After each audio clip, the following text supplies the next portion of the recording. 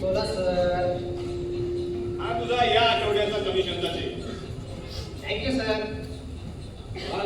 किती कमवलेस? 10 लाख. आणि यावर चायनाने किती कमवलेस? नाही रे, ते रे मित्र, तुम्हाला तुमचा वाटा मिळाला, गप गुमान घ्या आणि ऐश करा. राजेश थँक्यू. थँक्यू. का? तुम्हाला ही फीचरची आयडिया दिली म्हणून. हे बघ, मी फक्त आयडिया दिली होती. अरे पण कॉन्टॅक्ट नंबर पण तूच दिला ना.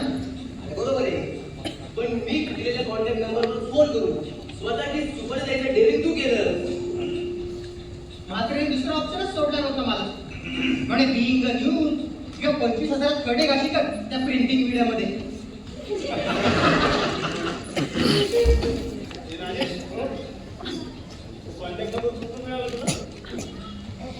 सांगतो तर. 2 आठवड्यात तुम्ही ना एका तक्रार भागामध्ये बघतो. अरे काय स्टाफमध्ये एका टेबलवर बसला कसा भाग होता. तिथे एक माणूस होता सारखा आपला याला टपवायचंय त्याला टपवायचंय. आता काहीतरी बडबड करत होता.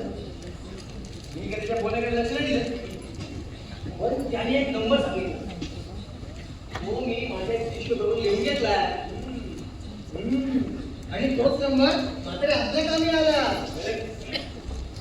म्हणजे तू त्या माणसाला पाहिलेलं नाही? हो सर. पकडलेला आहे पण तोच माणूस हे कळायला आपल्याला काहीच करू नाही. हो sir. Very good Rajesh, very good. नाही अहो सर, आता आपण काय करायचं माहितीये का?